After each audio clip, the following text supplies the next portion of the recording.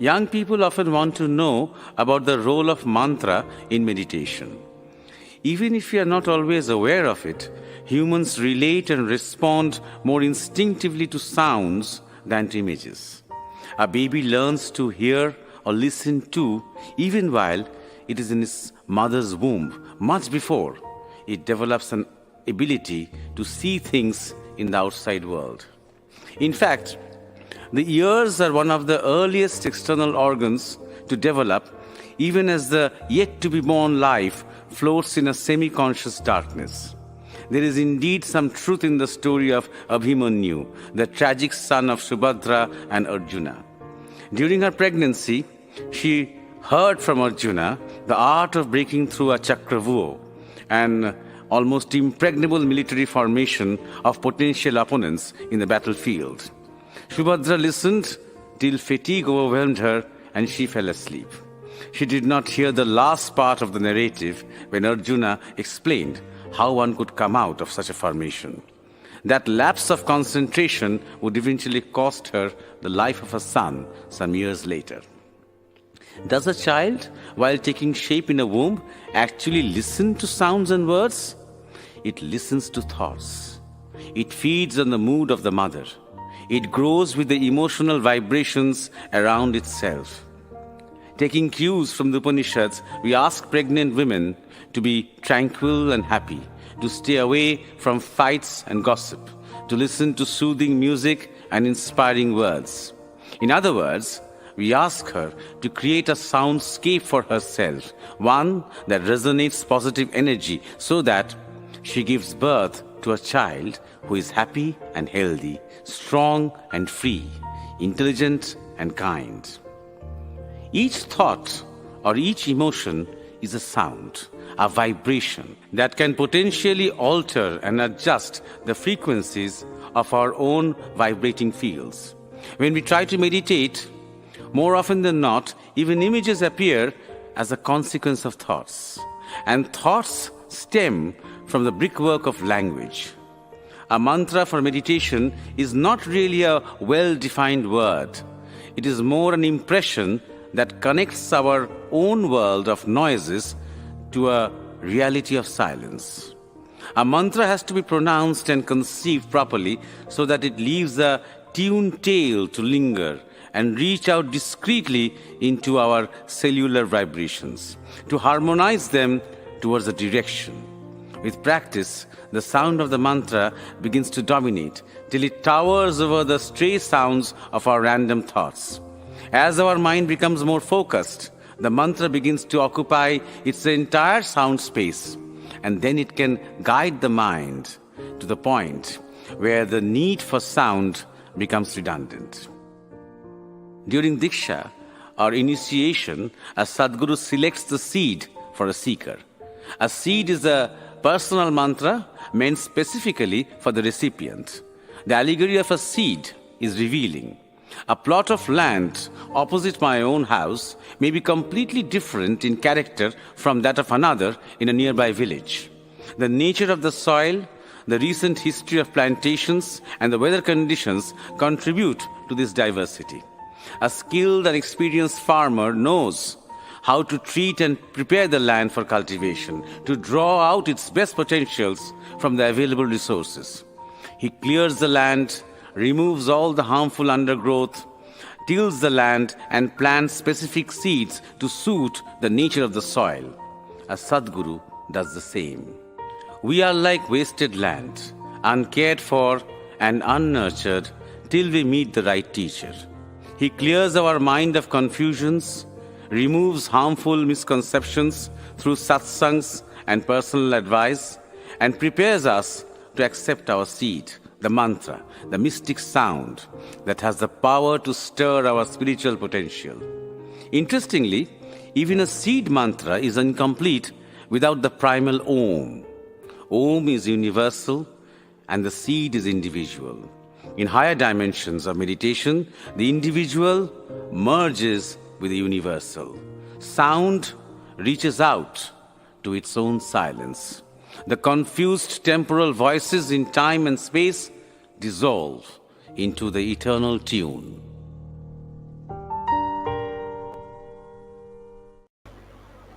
Namaste, I'm Orgho from Moromia Spiritual Society. Welcome to our English channel, Moromia English. Today is our 10th live session. The name of our episode today is The Sound of Life. Now, before proceeding to this session, I would like to say a few words. So far, we have all seen in from last year, November, we are conducting these live sessions. And from the importance of yoga to the crisis and the remedy from depression to the incredible story of Swami Vivekananda and the methods of meditation, and then the story of Jesus Christ and his connection to India, and then the science of Brahmacharya. From there, we have discussed topics like the concept of Bhakti Yoga, and then we have talked about the role of Guru, the role of a disciple, and also the civilizational crisis, the human versus the AI. So these long sessions are life changing, where our beloved and respected Joydeep Maharaj speak with us, respond to our deepest and earnest queries.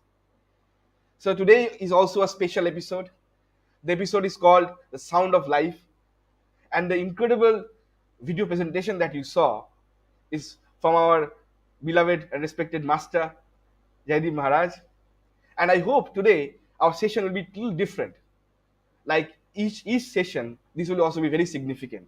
So it's another request to all of you that please share this session intensively to everyone, and also to the new subscribers, if possible, watch the previous sessions after you finish this session.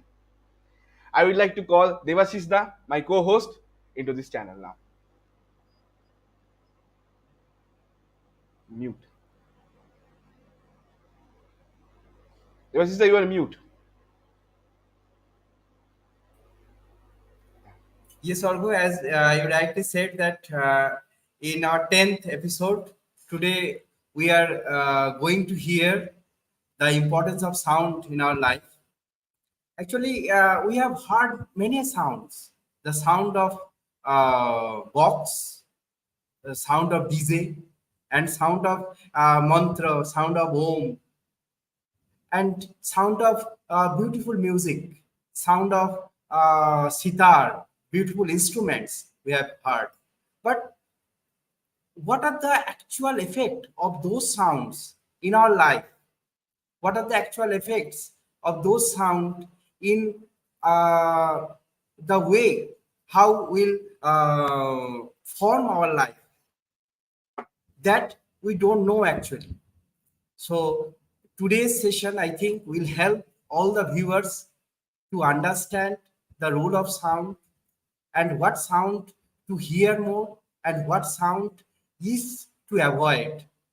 Those will be discussed by our respected Maharaj. So without wasting time, I'll request Maharaj to please join the session. Maharaj, please.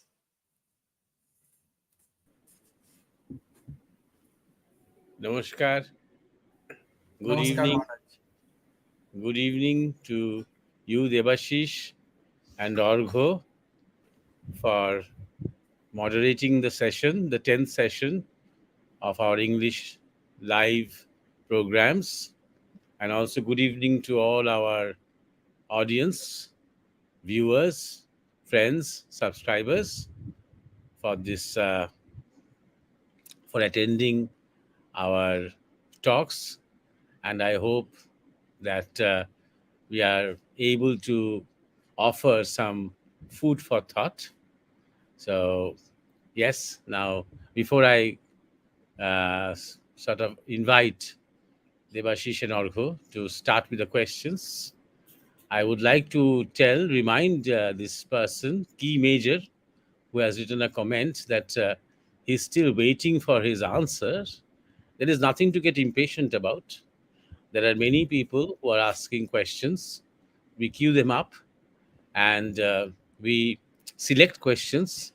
And in each session, we make a theme. For example, today's theme is sound.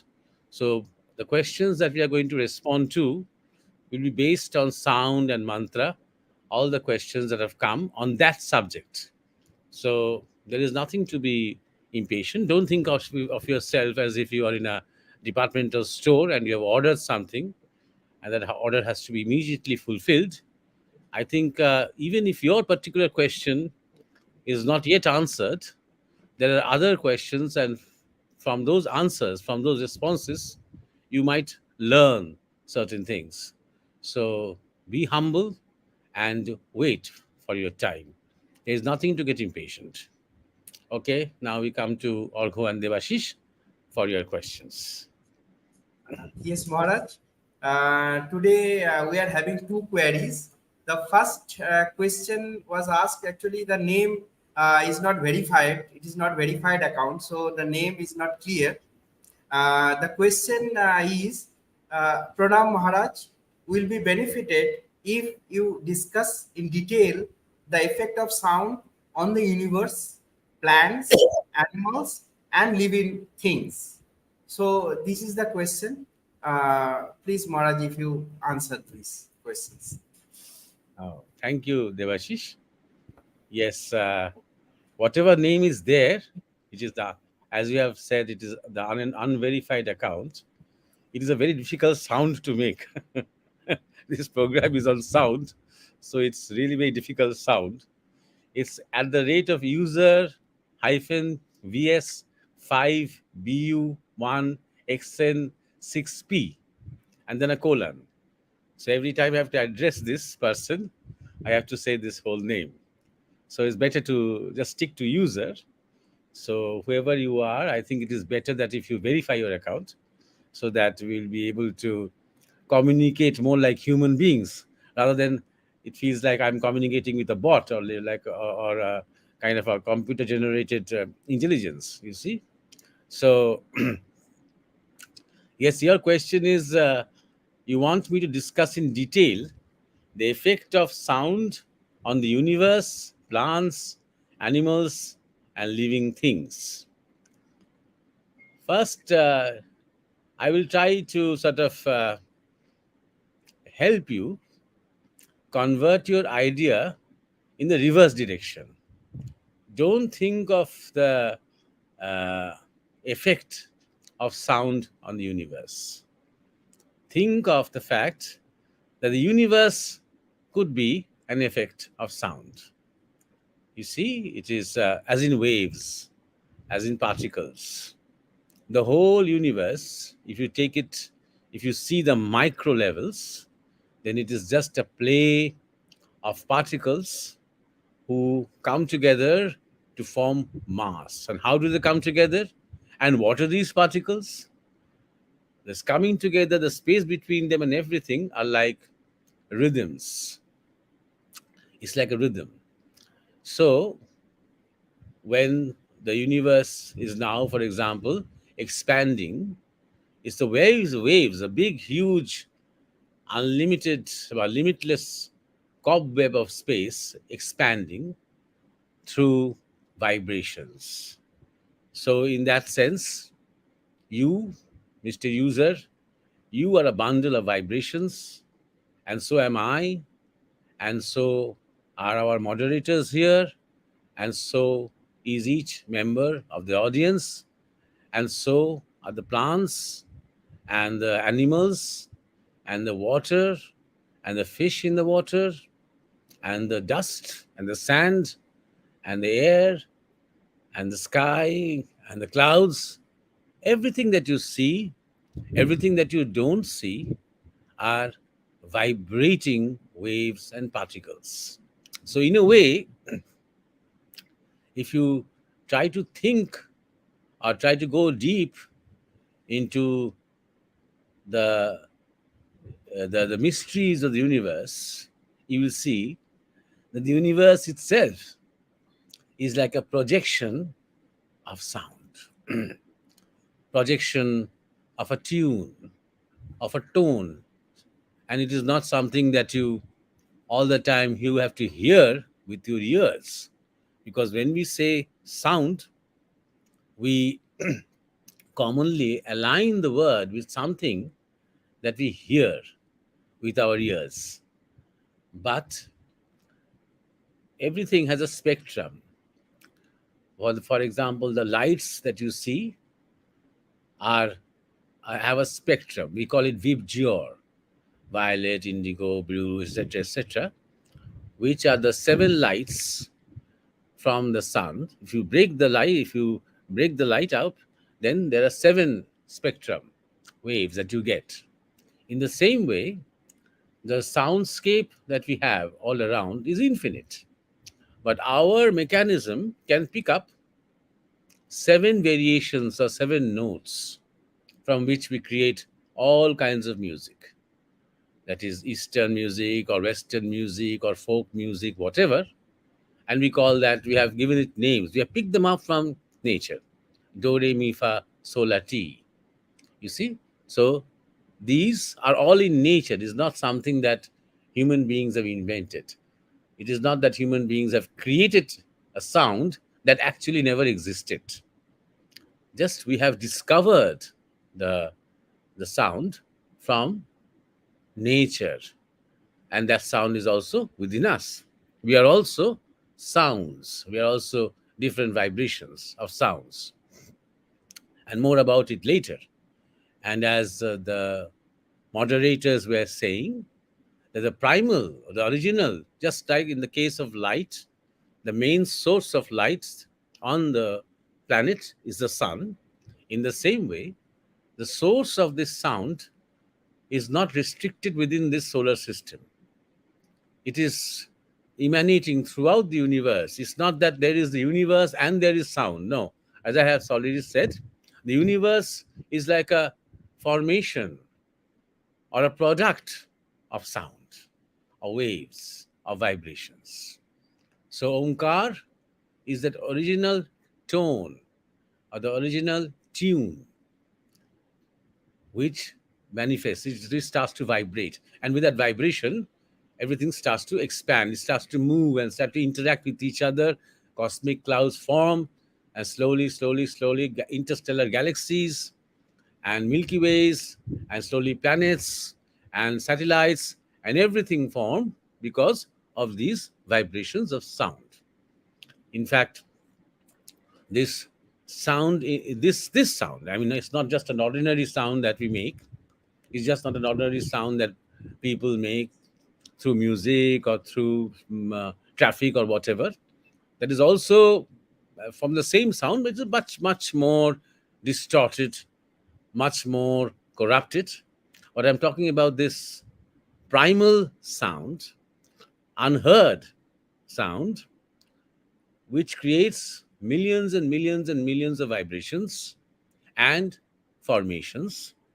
And finally, when we get mass that we call solid, that also in itself is a bundle of many vibrations. If you look closely enough, maybe through a microscope, then you will see all the particles dancing. And when there is dancing, there is also rhythm to that dance, something that is beyond us to understand the intricacies of the rhythm. And this rhythm is a base of all knowledge, of all wisdom. So to understand life, to understand our existence, to understand the universe, we have to tune in the sense that we tune in to the rhythm of this universe. And that is why it is called Ritambara Prajna in Sanskrit. Ritambara. And from Ritambara has come the word rhythm, Rita, rhythm, rhyme. All these words have come from this root Sanskrit word. This sound is very important in the sense that our Guruji used to say that we have made a lot of research. Our physicists, our scientists have made a lot of research on our visual optics, on light, on what we see. We have given too much importance to what we see, which is important, of course, but we have not given enough importance to what we hear or what we listen to.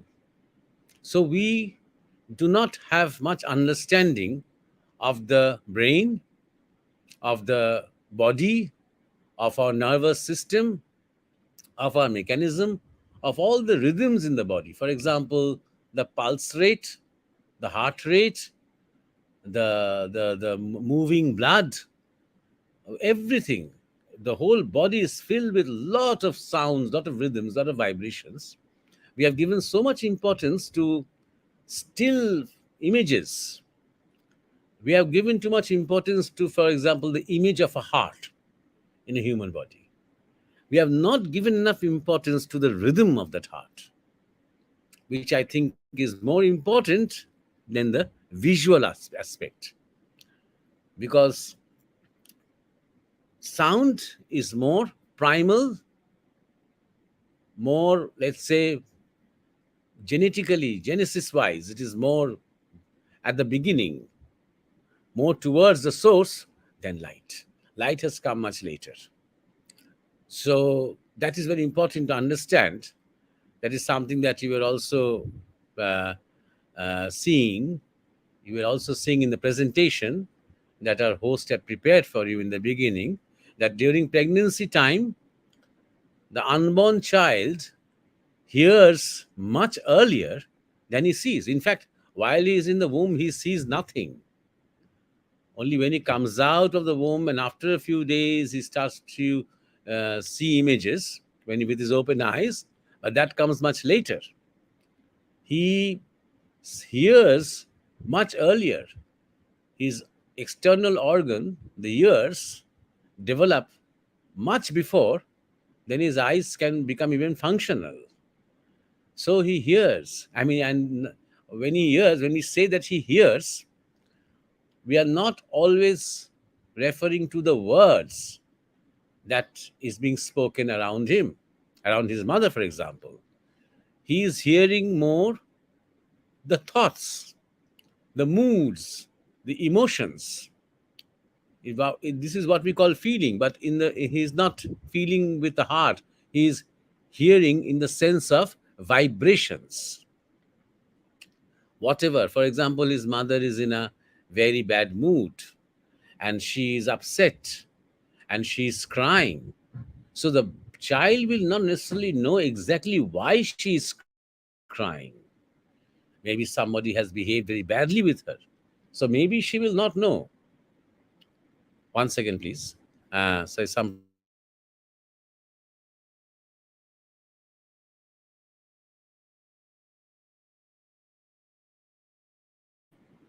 the So sorry for the little break. So so as I was saying, the child does not necessarily have to know the why her mother is upset. Maybe somebody has said something to her. Maybe she's remembering something of the past. Maybe she's going through a trauma. So when that upset person is with herself and she's maybe crying, then the child absorbs that mood through vibrations. And the vibrations are like sound. The waves, the sound waves come to the child and it influences the child. So it is very important for the mother to be aware of this, that she is not only alone and her trauma and all this sadness is less important than the development of the child. You see? So from this, what we are trying to get at is that the sound is much more primal than anything else, than loud, than light. And not enough research yet has been done on sound. So there is a lot of area to cover for physicists, especially in the field of sound. And the more we come to know about sound, the more we will understand the human brain. Even now, if after all these years, and even after the fact that we are trying to replicate the human brain uh, through artificial intelligence, we do not know enough about the brain. We are again trying to to physically locate areas in the brain, which is the memory part, which is the happy part, which is the courage part, which is the creative part, which is the imaginative part, which is the scientific part. Again, a very physical and very typically, our materialistic science had only physical sciences have only taught us to see things physically, so see things materially. So we are doing the same with the brain. But brain is in itself a very beautiful organism. It's so interactive, it's so creative. It's like the whole universe, the brain. In fact, in many of the scriptures, they do mention the fact that the human brain is the whole universe. In the sense, the potential of the whole universe is contained in the brain. And there's another mistake that we also make is to suppose that it is the brain which produces consciousness, which is not true at all. Brain is just a manifestation of consciousness. Consciousness is one. Nothing can produce consciousness. And a machine will not be able to produce consciousness. In the same way, a brain, a human brain or human intelligence will never be able to produce consciousness.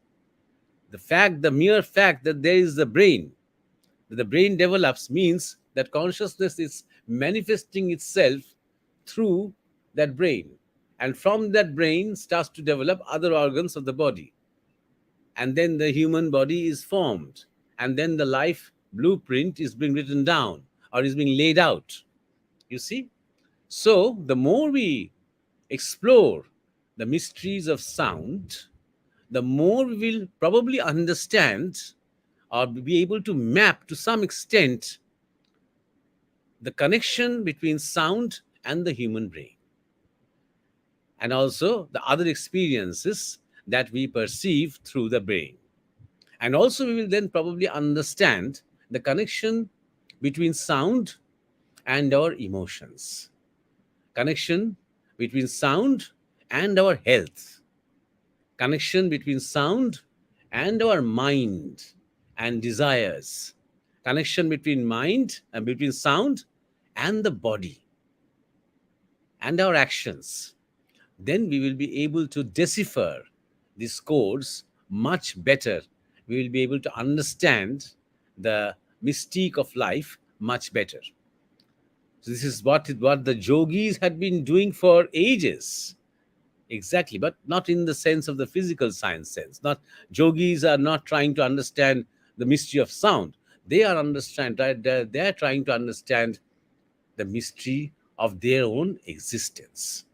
And from that knowledge, they do begin to understand the effect of sound and the effect of all these interaction between individual and the universal. So that is why they give so much emphasis on sound. For example, there is a sound of destruction, as we know, which is represented in the figure of Nataraj.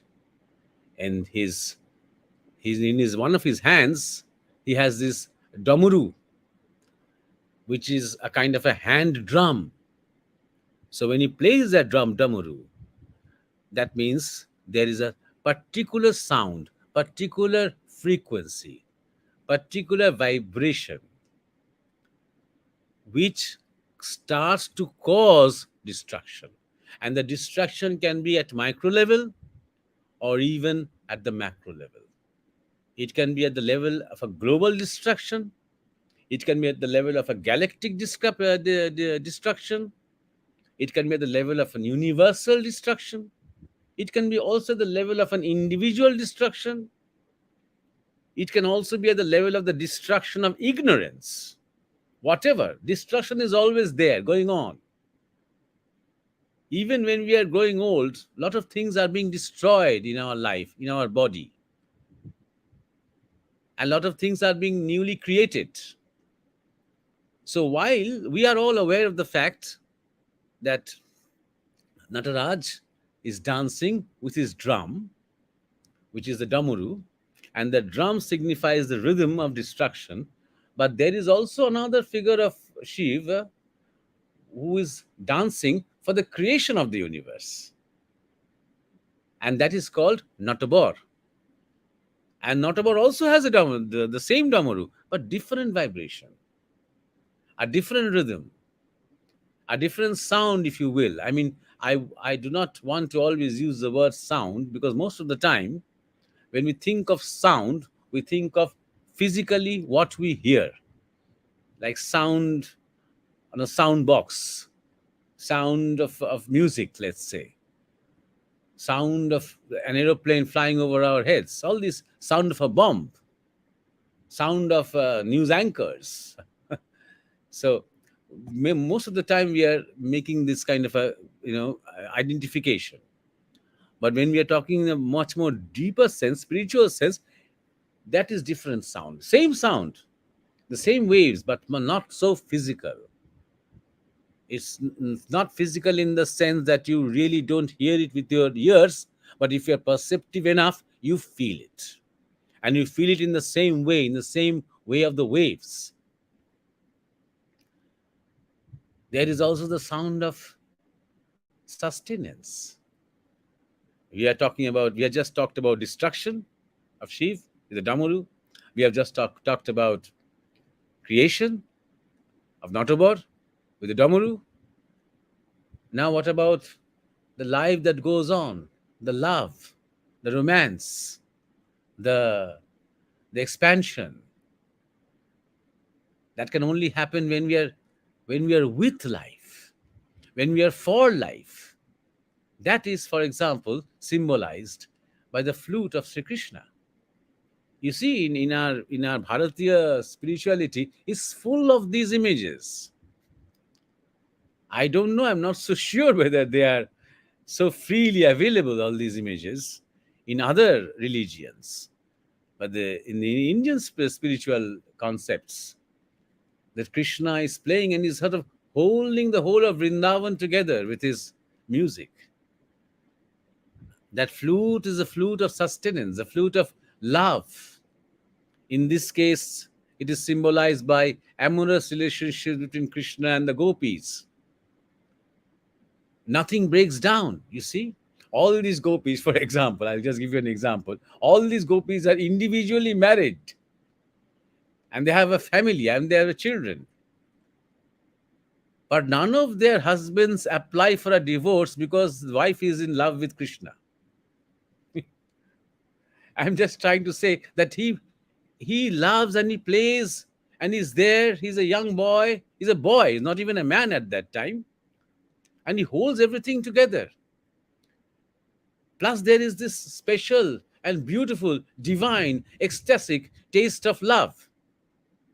And that is symbolized by the flute.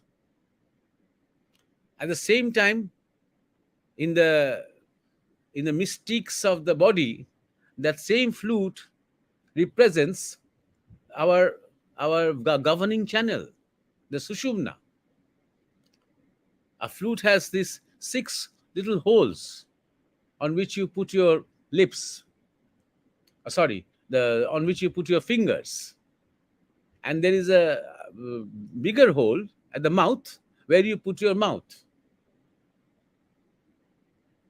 So, what the figure is, the allegory is that Krishna is in the pineal point, in the Sahasrara chakra, the top, where he is there himself, where the lips are, pushing the air or pushing some wind into the flute.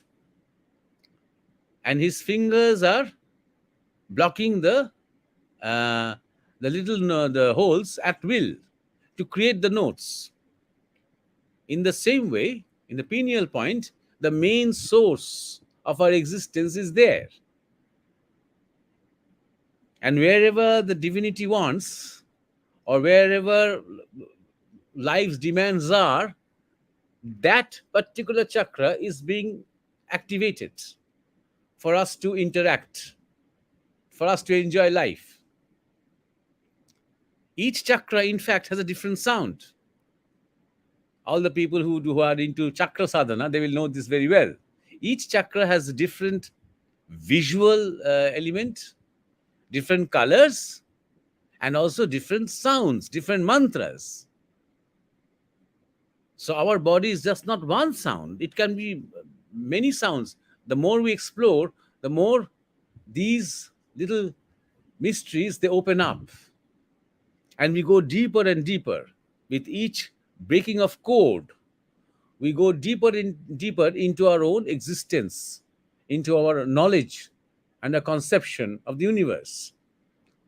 For example, if you want to improve your knowledge, if you want to become more imaginative, more creative, more skilled in arts and craft, in literature, and if you want to use these skills as sadhana, and go deeper and deeper into the understanding of the reality of life,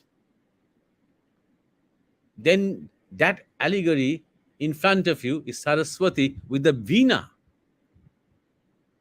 So she's playing the veena, a classical instrument, and that veena symbolizes evolution.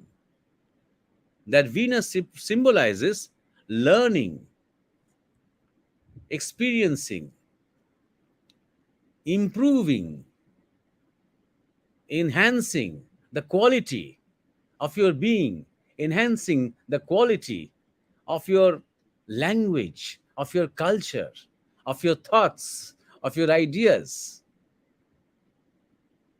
So there is this one level of sound which is the basis of all creation in a vibrational sense. Another level of sound which is created everything that we see, including our own bodies and minds and everything. Higher level of sounds which are related to our mind, our emotions, our passions, our health, our thoughts, and our spiritual aspirations. And there is other levels of sound which is related to our creation, our destruction, our sustenance, our knowledge, our evolution, and everything. So now we come to the specifics of how it is affect the universe. As I have already said, sound does not affect the universe. The universe is an effect of the sound. So, for example, if we make good sounds, for example, if you all sit together sometimes and light a fire, we call it yagga,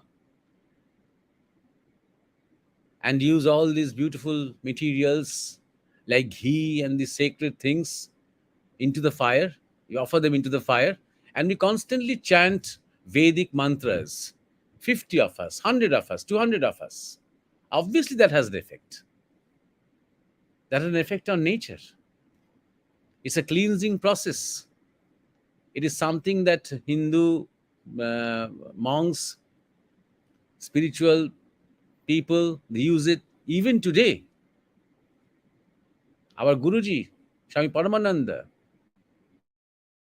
always insisted that when there is bad vibration, and that has been created over a period of time because of lifestyle, because of bad engagements, because of negative thoughts, because of past events in history, maybe terrible things that happened over there, to clean a particular place, to improve the quality of that place, you need to do a kind of a purification, just like we do of detoxification of our body to treat ourselves in therapy. In the same way, it's a detoxification of nature, cleaning nature of all the aberrations, of all the distortions and corruptions, all the things that we have created ourselves. So for that, we usually we do yagga. And yagga means fire, and not just any fire. You just don't bring some wood from the forest and just light it up. That fire had to be burned with selected materials. Not any tree will do. Particular trees which are very conducive to nature, which nature likes, you need to burn them. Only that fire, that smoke will be good in nature, will be good for the environment. And plus, constantly, these sadhus and these monks, they chant. And they just don't chant like they are chanting some kind of a prose. They chant in particular rhythm, they chant in particular tune, and they chant together. So the constant sound, even in the night during monsoon in India, different places, there are these frogs. They constantly make a particular kind of sound. And these sounds are very important in nature, to harmonize nature, to bring in more clouds, to bring in more rain. So when we chant together these mantras in these particular with these particular processes, then the vibration of the place improves. And the whole universe is intricately connected with each other. If you can purify yourself, for example, forget about the environment. If you can, with your own fire, spiritual fire, and with your own chanting, can enhance the quality of your own existence, that will benefit the whole universe, because we are all connected. So don't think that if you do some kind of a yagga or some kind of a fire worship in one area, it is only good for that area. It's good for the whole planet, because it's related. Everything is related. If you think of the whole planet as a body, maybe your finger has been hurt by an accident and you are doing some treatment to it, and the whole body you will feel is upset if it is a serious case. Your mind also is affected by that injury. When it heals, then the whole body feels the health, not only the finger. It's not only the, yes, you can then move the finger and a lot of things, but it is not the finger that is happy. Individually, the whole body, your mind, everything improves. You say with a smile, finally the finger is healed. I feel nice. I feel good.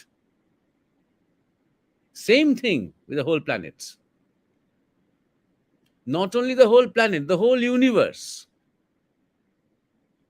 So if let's say, if your consciousness, the individual consciousness, becomes more and more subtle, with more and more subtle vibrations and subtle sounds, the more subtle you get, the more powerful you become to affect the universe. If I'm in a very tamasic stage, for example, then if I improve a little bit, maybe that doesn't have much of a resounding effect on the universe. It's not so much. But if I'm a powerful personality who have done years and years of sadhana, let's say, if I'm a long experienced yogi, then when I do more sadhana, maybe for the harmony and peace of the world, then that has a stronger impression on the whole of universe than 50 ordinary people praying in a particular place for global peace. You see? So it's also important the tuning that you're in. But the fact remains that we are all connected. Some people, because of their higher evolution, higher consciousness, they feel this connection. They are in this connection more directly. And people who are enamored in their own little worlds, own little pains and sufferings and ideas and projections and future and past and memories and traumas, They don't feel this connection, but they're also connected. They're also connected. Maybe their actions and thoughts do not have such an impression on the universe, but their negativity does have an impression. If they're very strongly negative, then somehow that universal network also feels that. And all these feelings are through waves. Should not try to understand them in terms of distance, because we are all one. And these thoughts and waves and everything are happening in that one at different levels. So, and now coming back to more the basic elements of your question, that yes, we have seen very regularly, we have seen that trees, plants, animals, they respond to sound. Obviously they do. Both kinds of sound that really regenerates them, revives them, makes them feel good and happy, and sounds that distract them, disturb them, upset them. So we have seen how they respond. Trees bear more flowers when they're exposed to nice, soothing sound and mantras. We have seen in different dairies. Now these experiments have been done for a long time. That many dairies with hundreds of cows, where they play very nice, soothing music. The cows are always in a good mood, and they produce more milk because of that. They're happy. Similar way, sound is now being used as a therapy for our ailments, our health conditions. Most of us nowadays are busy trying to get mentally sick. We love to tell ourselves that I have some mental problems, so I need to go to a doctor and take some pills to sleep well. We love to say these things because we cannot take life as an experience. You see, of course, there will be moments when you feel dull, when you feel lonely, when you feel sad, but that is not a problem. There's a part of our life, that is part of our experience.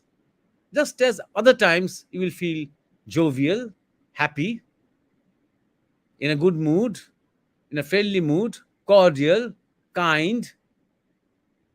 Why should we always try to accept only the happy, cordial part of life and try to deny the more serious, the more sad, the more lonely part of life? Why that? That also is important. That also experience, that is an experience that we have to take, because that has come to teach us something. Maybe it wants to tell us what is the purpose of this life. Most people who are sad and depressed, they confront this question, why am I alive? Good question.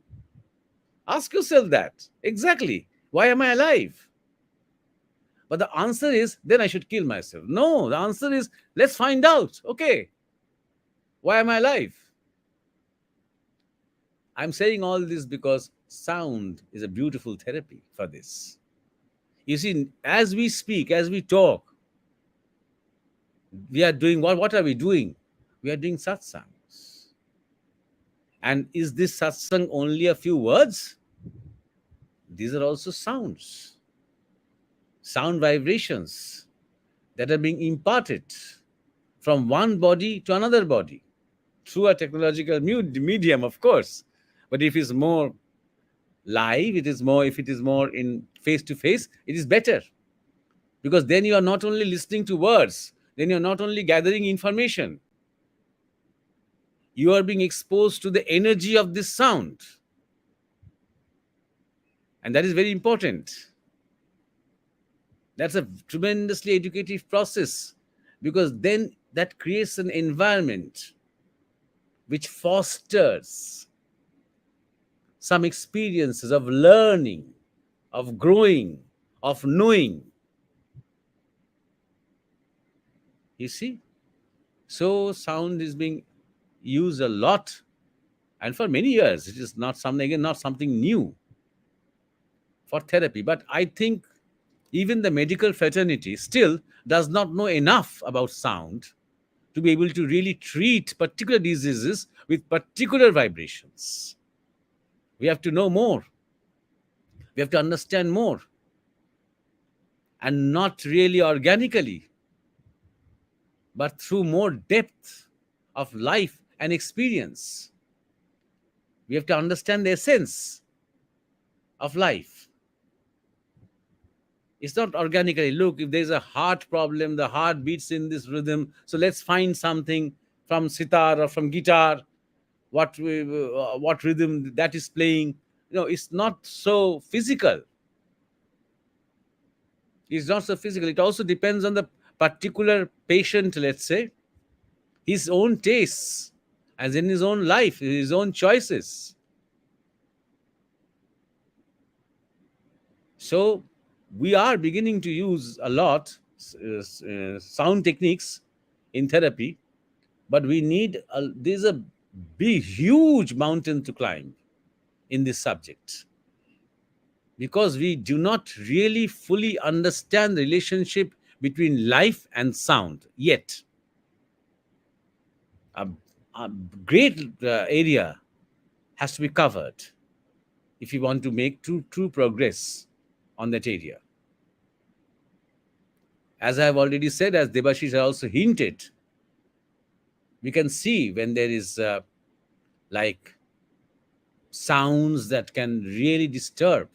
If Shiva's dance with the Damaru can be the rhythm of destruction, then we can use sound to kill people.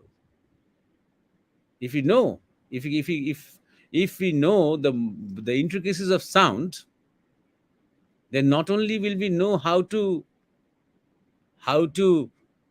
cure people, not only will we know how to improve the lives of people, not only will we know how to explore or tap into the darkest and the deepest mysteries of life, we will also know to use a particular kind of sound that can kill a person easily. Put him into a cell with no windows, and just play some sound. Just put a headgear on his ears and play a sound loudly, a terrible kind of sound, a horrible kind of sound. Within minutes, he will be dead. So sound, if properly used, can also be very, very dangerous too. Because as I said, we are all compounds of sounds and vibrations. The physical part that you see, the hand, the feet, and the ears and the eyes that you can touch, are just the gross expressions of these vibrations. The subtle expressions of these vibrations are what we call at individual level the mind, desire, wish, dreams of the future, memories of the past. The more subtle ones, the causal ones, we can say, of the same vibrations, we can say, are our thoughts, our ideals, our philosophies, our opinions, our doctrines, our beliefs. The more expansive parts, more interrelated parts of those vibrations are our love, our friendships, our hates, our tiffs, our emotional hangovers with people around us, our relationships. And beyond that is who we are.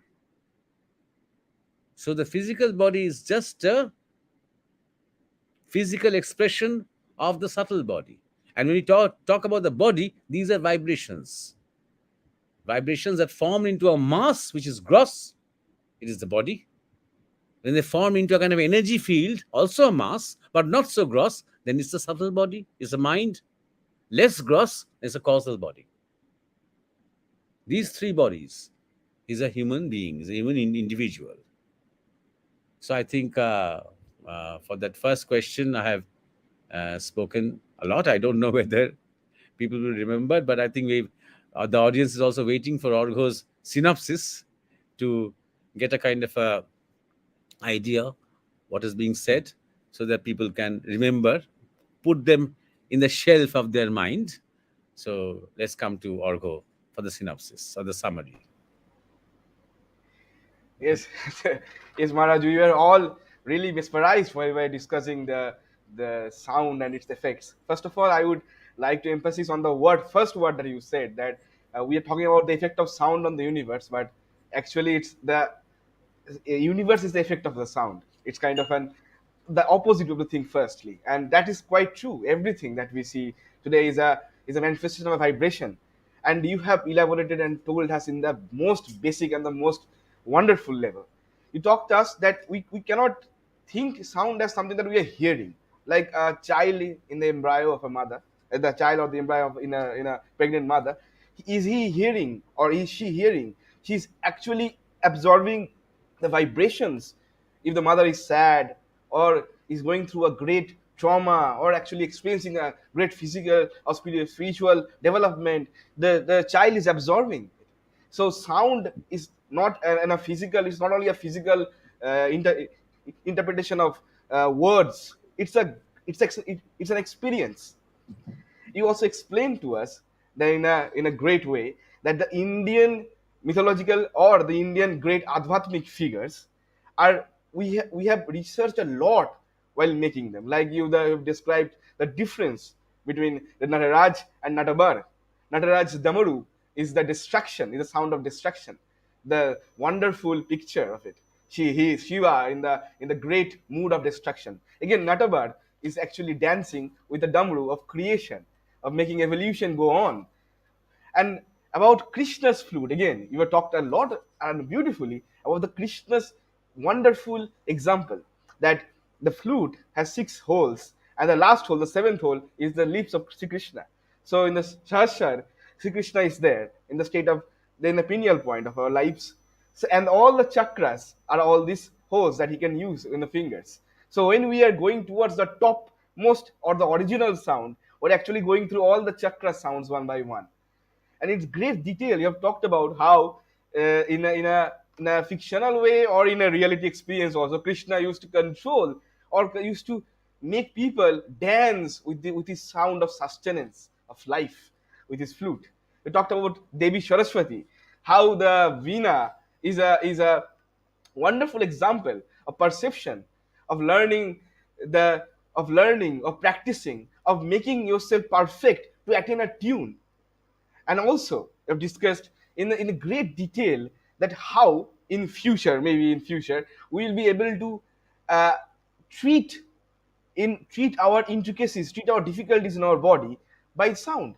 Like there have been a lot of examples that you have said, that cows are giving more milk when they're hearing to some wonderful music, or the trees giving more flowers, or the plants are getting good, giving good production when there's a good sound all around.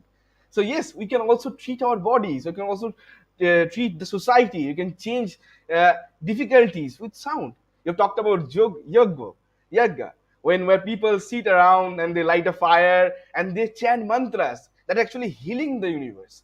And this has been a very wonderful and mysterious thing, that these Vedic mantras, when we chant them, something happens inside us. Something happens that makes us in tune with our existence, with our reality. You have also mentioned it, how wonderfully we can all individually and also collectively, in a way, participate in healing the society when we chant these mantras. We have talked in detail how destruction can also be done with with this use of mantra, or the use of sound, where we can actually kill someone with sound. And in a way, Maharaj, you also said that when you are doing satsang, it doesn't matter that if it's not about only the matter of the words. You are actually giving us a great level of energy through your voice, although it is coming through technological things and all. But when we are hearing your voice, if the same words we heard from someone else, maybe it didn't had the same impact. Maybe he could have read or she could have just told things like this, but when you are speaking, something personally or individually happens to us. So there is a lot of things going on the sound. And another thing, that the human brain, the finality of it. We are trying to understand brain, but we have gone nowhere with the brain. So yes, maybe if we start to understand or go in the deep depth of sound, we'll start to understand the conception of brain that is inside us. How brain is not something that projects consciousness. In fact, consciousness projects the brain, consciousness projects the mind. And what is this consciousness? What is this? What is our subtle body? What is our physical body? What is our intricate inside the astral body? So all these are some vikar of sound, you can say, some imperfections of sound. What is the perfect sound? What is the only sound that is there? Is that's through the search. You talked about depression, but people are actually all the time thinking about why we are alone, why we are not getting into things and all the stuff. People are getting the space between the words, space, a silence, and that silence should be that should be the gateway, the path to go beyond the spectrum of sound or the making of srishti. So we should go all together in the depths to understand the mysteries of the universe. There are a lot of more things to know, but I think Debashishda will also say something, and this wonderful discussion will come to a bit of a summary. Summary will be done. Debashishda, please, if you can say. Yes, Orgo. Actually, probably you have remembered that once Maharaj told us that in our satsang, if we are not getting the ideas even, but after some time, the vibration will come inside us and it will show its effect after that. Okay, suppose we are listening to a satsang. It's a detailed one, and we are not get the intricacies of all the things, but the vibration is going inside us, and it will show its effect. Okay, so Maharaj once told this thing, and today also in this satsang. Okay, if anyone suppose you will not get the exhaustive discussion about the effect of sound, but I'm sure that the vibration what has been put by Maharaj inside us, it will show its effect after that. And one interesting thing, when I was working at Mathura, I have seen that in cattle shed, they were playing bhajan, Radhe Radhe bhajan, and all these things. Okay, and interestingly, we have found that the milk production increased in that way. Okay, so definitely in animal kingdom, in plant kingdom, there is huge effect of sounds, and it is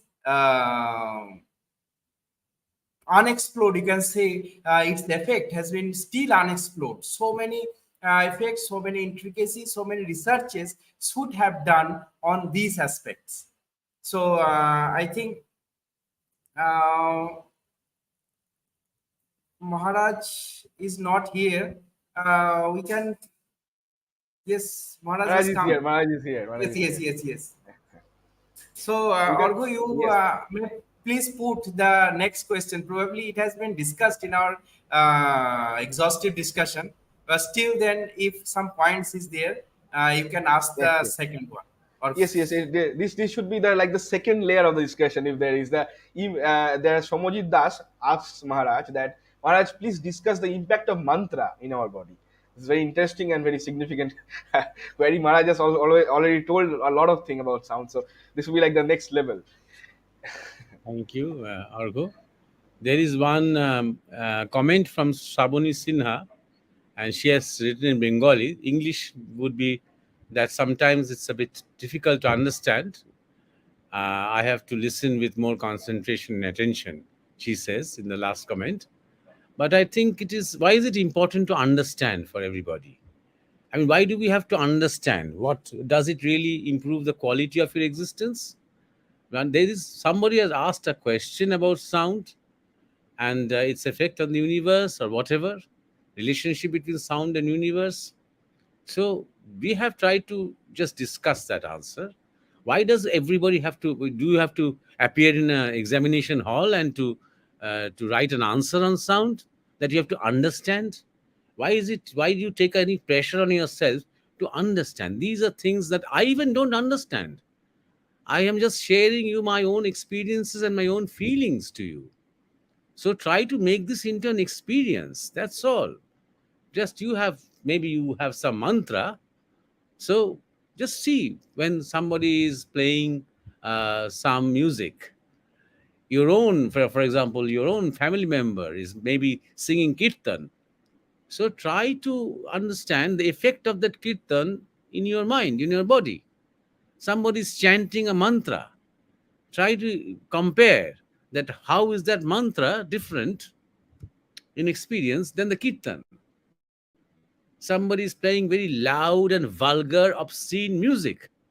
Try to see, instead of criticizing that music, try to see the effect it has on your mind, on your body, on your ears, on your thoughts, on your moods, and then you will begin to understand what we have been talking about, these vibrations, these rhythms. You will begin to understand how they affect us.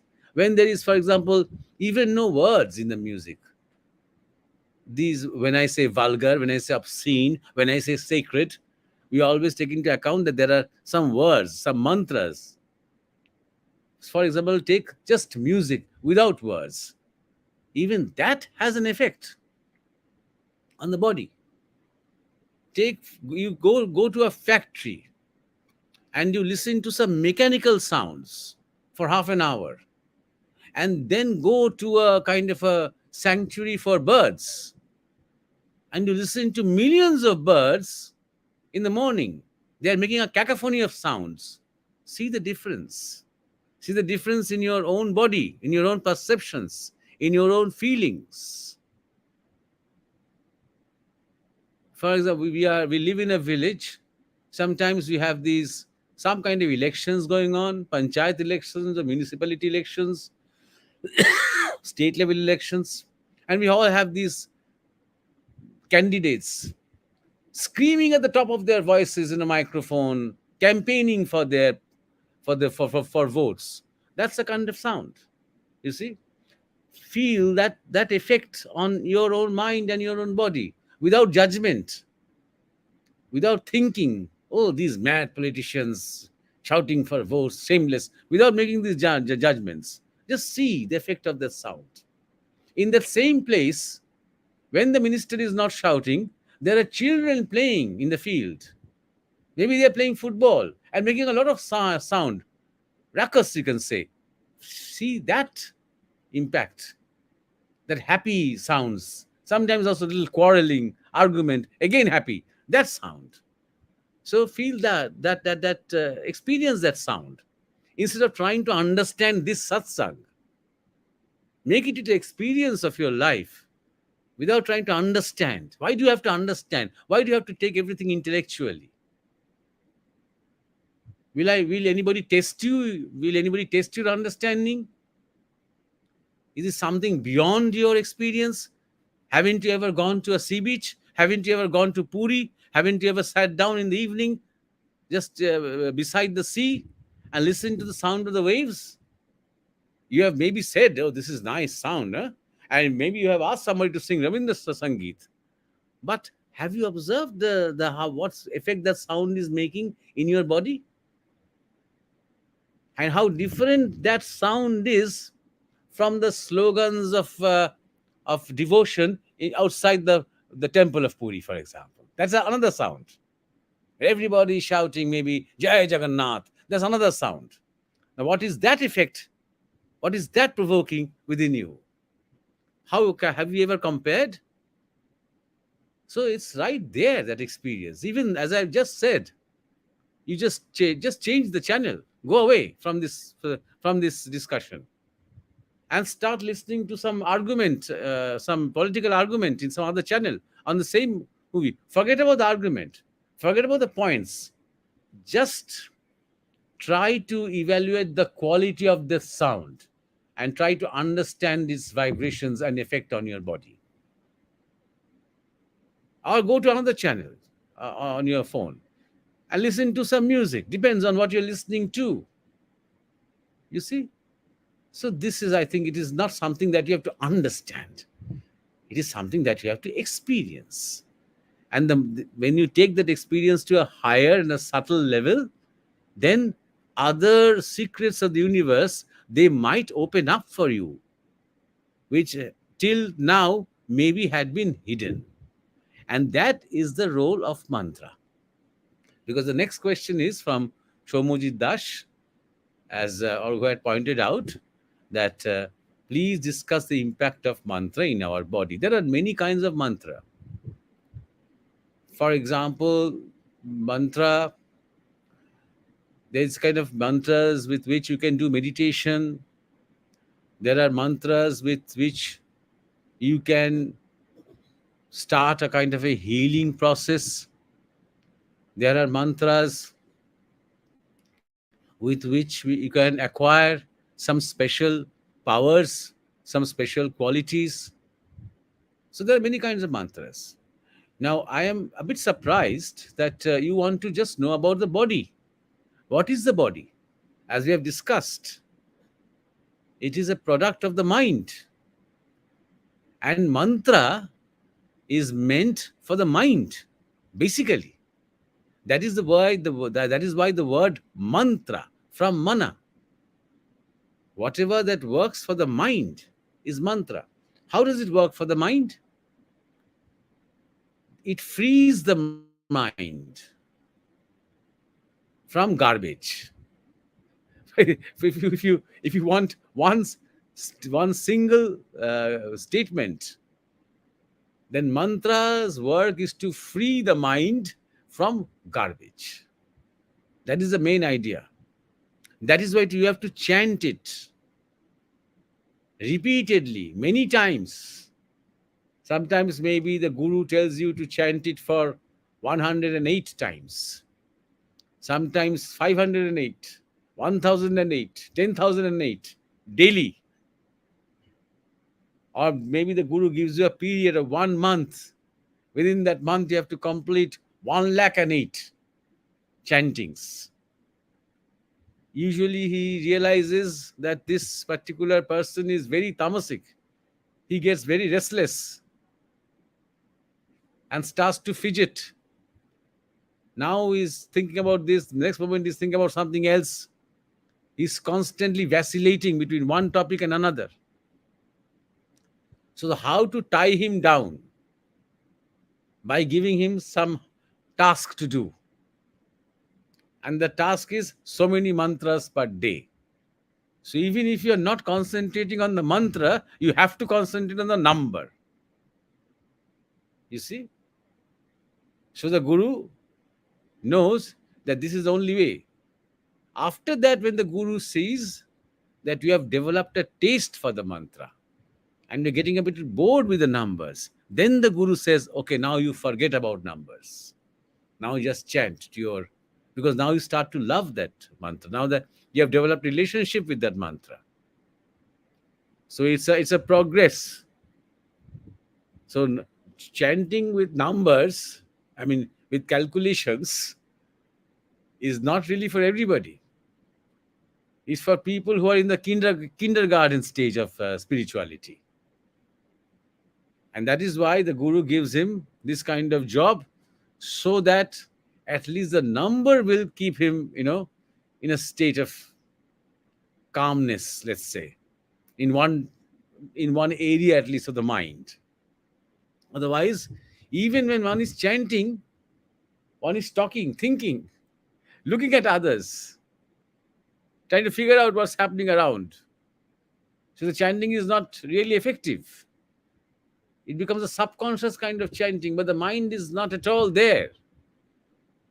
If the mind is not aware of its chanting, then the vibration of that mantra will not work. The idea is to align the energy of the mind to the energy of that vibration, so that the mind and the mantra become one. And then it starts to have an effect on the mind, in the sense it becomes more singular and it becomes more one-pointed. That is the role of the mantra. So the mind now becomes totally devoted to the subject. What is the mantra? Is it the mantra of Shiv? It is the mantra of Durga? Is it the mantra of Kali? What is the mantra? So that Durga, Shiva, or Kali becomes your original focus. So, as I said, it depends on what mantra you are chanting and for what reason. Because if you for a few seconds, if you forget about Diksha, if you forget about the seed mantra, then there can be many mantras for different reasons. For example, in Tantra, remember, Tantra is a huge subject. Many people think of Tantra as just a kind of sex. Not at all. If you take the whole subject of Tantra, sex is just one minuscule part of it. In fact, sex is a part of all sadhana, not only Tantra. When somebody is trying to practice brahmacharya, even that is a sexual practice. Because all our energies, all our chakras are related to our actual chakra of creation, that is the sexual gland, the sexual chakra. And we are finally aiming to for an union with the divine. So, in a broader sense, everything, even in the first part of our discussion, we were talking about vibrations and sounds and rhythm, which the word rhythm has come from Ritambhara. And our Guruji used to say that sex is the rhythm of life. So he was not really talking about man, woman, and that physical sex. He was talking about the mere fact of this attraction between particles to come and form mass. These male-female principles. Some are getting attracted and forming mass. Some are getting repelled and forming mass somewhere else. So that's how the tremendous diversity of this universe started taking shape and building up. But people are fascinated by Tantra because they have a vision in the mind that is a license to have indiscriminate sex, which is not. But what I was trying to say is, what I was driving at is that in Tantra, there are thousands of mantras. Each mantra has a purpose. Each mantra has some process, some kind of a regulations with it. For example, you have to practice mantra so many times at particular time of the day for this longitude, for this length of time. And then you can, after 1 month, maybe 1.5 months, you get a siddhi. That means some special spiritual power you get. Maybe you have to follow certain diet. Maybe you have to follow certain rules about your own lifestyle. And you just do that faithfully and just chant that mantra. You don't have to be a very powerful yogi to do that. You just do that. Just the chanting of the mantra is so powerful, that sound. And along with that, do some lifestyle exercises that are prescribed and follow some diet. After that particular time, maybe 45 days, maybe 50 days, you will have some kind of a special energy within you. That can be very trivial, something like when you are cooking and the food gets burned, you just chant the mantra 3 times and the burning smell goes away. Something as trivial as that, to being able to read someone else's mind, being able to influence somebody's decisions. You go to a place and you have to convince somebody, and you know that person is very adamant, he's not easily convinced, you sit with him, you start chanting the mantra within you for a few number of times, after having practiced it maybe for the prescribed time for 3 months, let's say, and then within a few minutes he will do whatever you want him to do. So these finally lead to black magic, and these are very easy to do. These are not like lifetime sadhana. These are not like lifetime sadhana. These are very easy to do. So the effect of that mantra on the mind and finally on the body. Some people who do this kind of a negative kind of tantra, they can try and make somebody sick by constantly disturbing him. There are certain things that a person has to do, but even with words, those who are powerful, they don't need these needles and this blood, bottle of blood, or some skulls, skeletons. They don't need these things. They just need to chant the mantra and know how to direct it in a particular way. So this is one effect. And there are other effects also. Depends, as I said. For example, maybe you're in a crisis. You and your family are in a crisis. And then somebody, some great knowledgeable person advises you that you chant this particular mantra for 1 month, along with this kind of food and all this. Remain pure of mind, body, and heart, etc., etc., to sort of get out of that crisis. This is not black magic. This is just totally a kind of a purifying the energy of yourself and trying to cleanse the environment, the bad air, the depressing air that has been formed due to all the negative things that have happened in your life. So slowly, if you start to do that, there are specific mantras. There are hundreds of, like Mahamrityunjaya mantra, some Vedic mantra, some Upanishadic mantra, many mantras.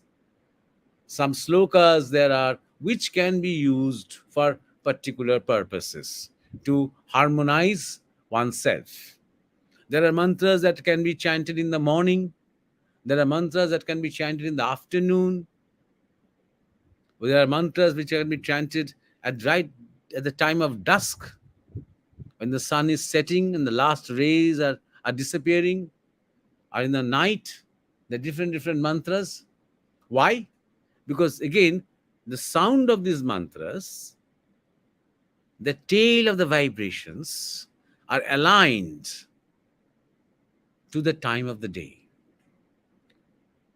to the sky and the heavenly bodies and the sun and the moon and everything. That is why, just like in Indian classical music, there are different ragas and raginis for different time of the day.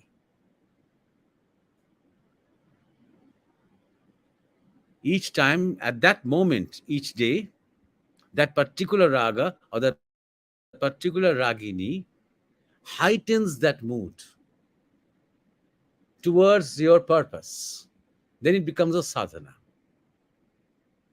Because nature, let's look at it this way. Nature is in a state where it is always in a worship mode of the divine. When we are aligned to nature and we do something extra also to enhance that alignment, then we are taking that towards divinity. We are taking that mood, the vibration towards divinity. Because there is no, in its primal pristine form, nature is never distracted. Nature is not interested in video games and the social media. We create pollution in nature. Nature gets, maybe nature gets depressed, but never loses sights of its original aim of harmony, to be a playground of the divine. So our mantras and our music, which are connected to our divine purpose, is aimed at heightening and enhancing these moods and these seasons, which are in fact like a praise of the Lord. For example, monsoon. For example, springtime. These are beautiful times. For example, the hard times also. Even they, when we reach a maximum, our Guruji used to say, when the summer is maximum heat, that maximum is somehow closer to the divine, because divine is the ultimate.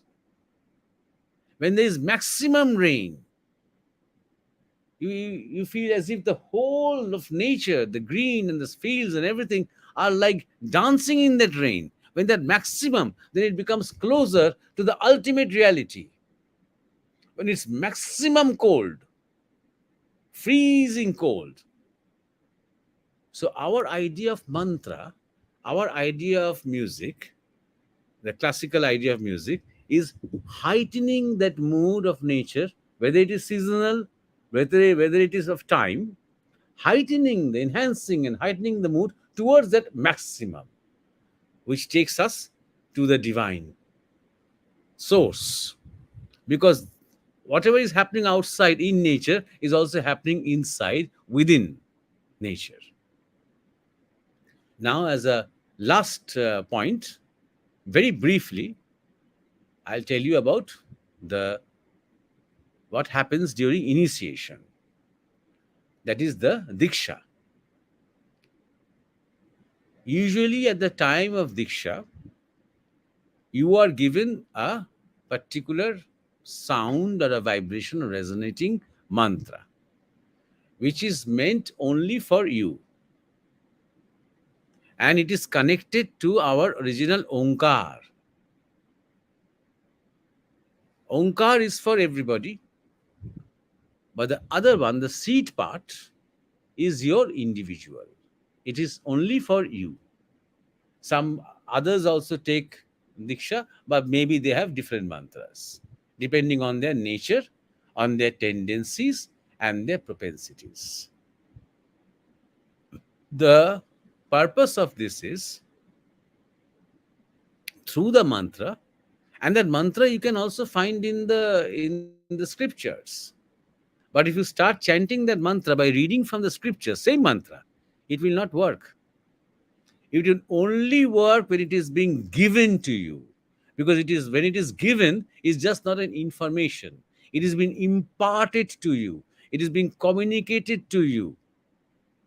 It is the will and the intention of the Guru which is being communicated through that initiation process, so as to rekindle your own energy within. That is very important. Who is giving it, at what time, and whether you are ready to receive. All these things are very important. And this word bij, which means in English it would be seed. It is very meaningful, this word seed, because exactly that is what is required when a farmer is putting the seed into the ground. Because first thing is important is to clear the ground of weeds, then prepare the ground, you see, by plowing out the land, making the mud and the soil little below to come out in the front, then waiting for the time, maybe full moon day or maybe a zero moon day, where the gravitational pull is stronger and it sort of rejuvenates the soil, it gets more ready to receive. and then plants. And we often hear about these farmers, their wives telling us that when he plants, then usually we have a huge growth. But when I do, that we do not have enough. You see, it can be, it can be something like this. So the soil, there's a relationship between the soil and also the person. Is not only just seed, it's not just, only just information that is being given. Who and how that information has been given. That love, the relationship, the intimacy is also very important. And then that is not enough. After that, you have to take care more. You have to see to it that it is getting enough sun, it is getting enough water, and not too much. You have to see to it that pests are not disturbing it too much, that others are not coming and harming it, not stealing away. And then finally, you reap the harvest. You take home the harvest. So that is exactly what is applicable in this case. The whole universe is, let's say, a manifestation of this Onkar. But even then, each point is different from the other. You just can't say, like a communist, that the whole world is one soil, one land. Yes, of course. But you go to one part of Bengal, you have one character of land. You go to the next village, it has a different character. You go to further south, another character. You come near the sea, a completely different character. You can't grow anything there most of the time. You only have coconuts because it's so full of sand. You go to a place where there is no river, no water source, even that can be cultivated. Something else, some other character. So yes, it is true that everything is land, of course. There is water and there is land. Even the water, even the seas are different. Even for one particular sea, the beaches are different from each other. Even for a particular river, the riversides are different from each other. Different kinds of fish you find maybe in one district, another kind of fish in another district. The same river is the main water source for many villages. At the same time, these villages have different kind of soil. So this endless diversity has to be appreciated. Same thing in spirituality. It is just insane to think that everybody should have the same mantra. Not at all. There are many organizations who work like this. They give the same thing to everybody. They are only creating organizations, sampradayas, communities. They are not making you spiritually stable. They are not fostering freedom, liberation. This will not liberate them. This will enslave them. So, while we are all connected, at the same time, we have our individual propensities. So that is why the seed mantra, the giving, the imparting, the taking, the receiving, and then the association, the intimacy, the growing is so very important. So that finally the seed merges into the Onkar, the original, the root, the source. Finally, we reach or we attain the super level where we experience the oneness. Only after the individuality merges into the oneness. But even after that, if we are still alive, then we still enjoy the individual's diversity. We just do not become copycats. For example, Buddha was realized, and today I'm realized, so I'm behaving exactly like Buddha. No, I won't. I don't think I will. I will be behaving exactly the way a particular a tree or a flower blossoms at its peak. That's all. It is supposed to give off that energy to please the universe. That is what the role was to begin with. So that is the role of the seed or diksha, or the role of the mantra. Just the spiritual part. I just talked to you more about the spiritual part when we talk about diksha or the mantra. I hope that satisfies your answer. We, Maharaj, when you were talking about the spiritual part, we were all actually totally inside this discussion. We were feeling goosebumps. The identification of the individual rhythm or the vibration that a seeker or a disciple is feeling. The guru identifies it, and then stan kal patro, the time, and the person who is receiving it, and then he actually plants the seed, which is actually his own vibration, the vibration of the person who wants to get one with the original vibration. So this is a process where the guru give his own vibration to him in a physical sense, in a way he consecrates it, and then the disciple, when he practices it and goes through it and does a sadhana out of love for his guru, he starts to actually feel the inside that the rhythm is already happening inside him, and he starts to go merge with the original Onkar. So this spiritual part of the mantra, when the guru gives to the disciple, it's so unique, and the entire world, in the entire universe, no one is similar to each other. So each one gets a different sound, and that sound can only be given to the by the Sadguru. And this part, I think, is very important. As you said, there are many institutions that go on giving the same mantra to everyone. It doesn't happen, doesn't see which person is what. So this is an important part. Another wonderful, I think, the entire discussion was wonderful. Another part that intrigued me a lot when you said that the entire environment, the entire being of the Mother Earth, of the nature, is always celebrating the dusk or the dawn or the morning or the evening. Every time, each moment is celebrating the great divine, the great divinity. So the use of mantra or ragas is to heighten that enjoyment, is to understand that in the peak of the summer, or in the peak of the winter, or in the peak of the spring, or in the peak of the rain, you are saying the dancing of the trees, we actually feeling it, we actually going beyond it. Maharaj, we have already seen in Bengali Durga Puja time, in the Mahalaya time, when we hear that special the musical program. When we hear it in a different time, like when we are hearing in December, we still feel that we are in October, we are in the month of Ashwin, and the Durga Puja is going to come in 10 days. So the sound holds everything, the memories, the experiences. It's a complete different thing.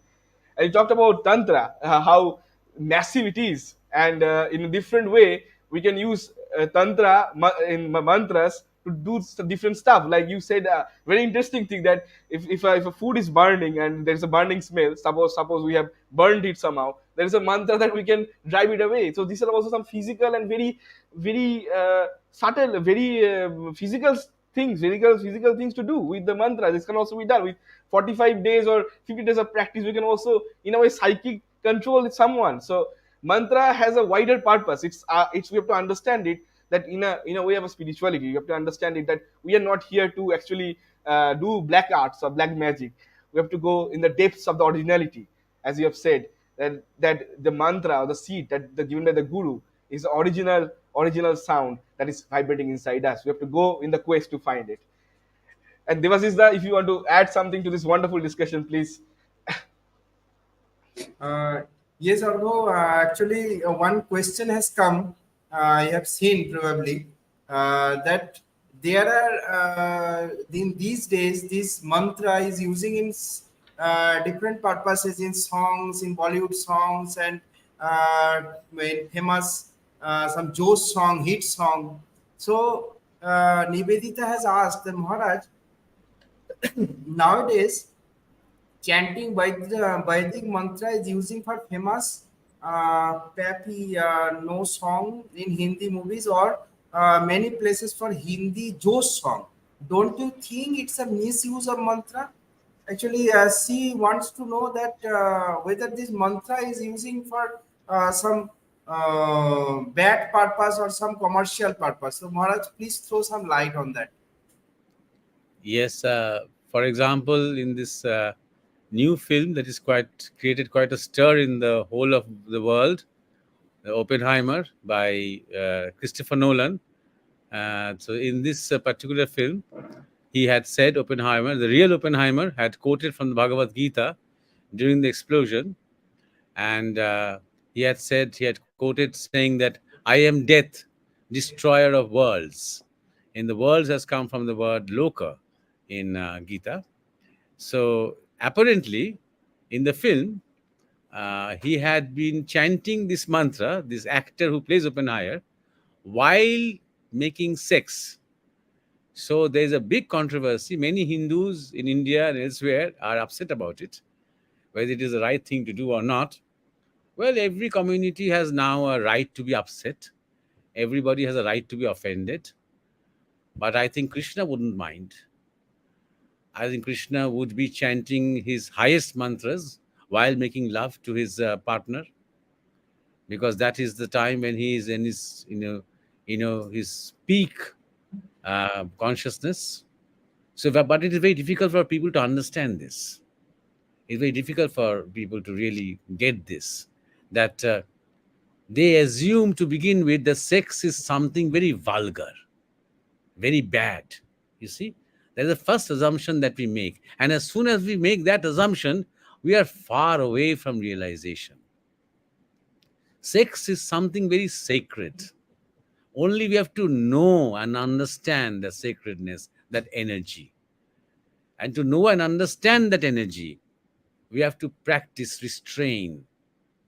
It is because we have to practice restraint, people get the impression that that means the message is hate sex, hate anything to do with sex. You see, so Bhagavad Gita with sex, impossible. So when we are in this kind of a level, it is very difficult to talk about these things. So, for example, even in the case of mantras being used at the time for popularity, for Hindi movies, well, otherwise they would be using something really vulgar, really obscene. So, if in that, if they use Om Shanti Om for at least the sound of that will make some of us, you know, feel the vibrations of the sound is different from, what is behind your blouse. There's a Hindi song that came a few decades back. Is Om Shanti Om is better than that. You see, so if Vedic mantra starts entering through those areas, well and good, and then they will start to take over and will enter in all areas. Maybe they will show in office spaces, in movies. Maybe they will show that in playgrounds. Maybe they will show that in festivals, in marriages, and everywhere. Why not? Because Vedic mantras, Upanishad mantras used to be used for everything. It was connected with every part, for every aspect of our life. Every aspect of our life. Our sexual aspects, our physical aspects, our relationships, in every aspect. Mantras used to play a vital role. So I don't think there's anything wrong in it. If Hindi movies are becoming popular, then at the same time, these mantras are also becoming popular. People realize how smart they are. Even if people always don't understand the words, they realize how rhythmic, how poetic the sounds are. Different from other kinds of songs, different from bhajans, different from kirtans. They're also nice, they're also beautiful, some of them. But mantras are completely different. They're like more concise, more coded. And it's more energetic. It's somehow, if properly pronounced, if properly uttered, then it really gives you a kind of an energy, a kind of vibration that lifts you up. So I don't think I have no problem, but other people can have problem, and I appreciate that. And I appreciate that. Because nowadays, in these days of identity politics, it is becoming very common to say that I am offended. My community is being offended.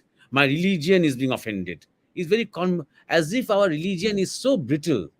It gets offended and it goes away.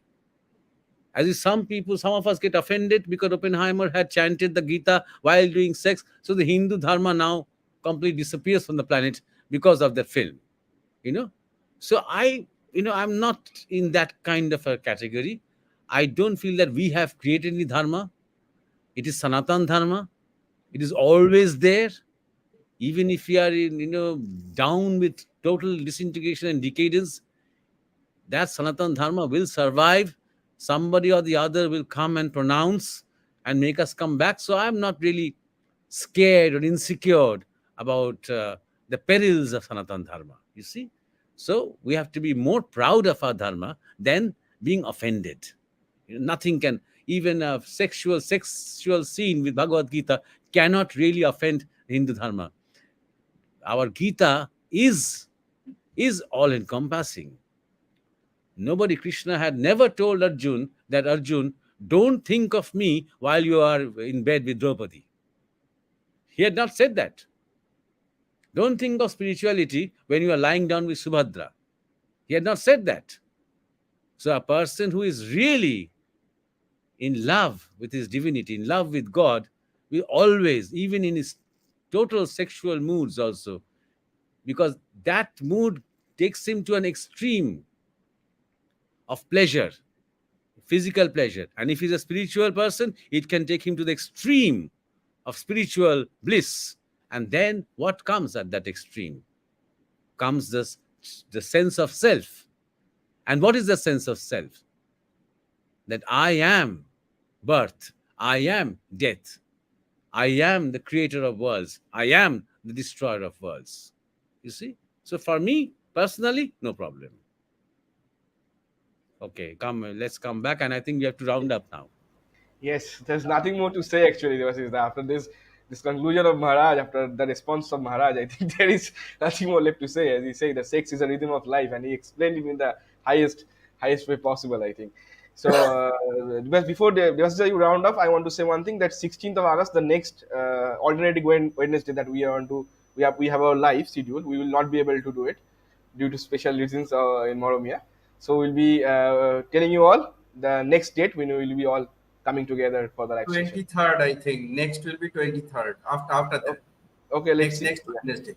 Yeah. Yeah. So thank you, Maharaj. Thank you, Argo, for nice discussion. And we are really mesmerized with the sound of satsang these days, today. So again, I'll say all our viewers to subscribe, share, and like our sessions, so that more and more viewers will get our sessions in future.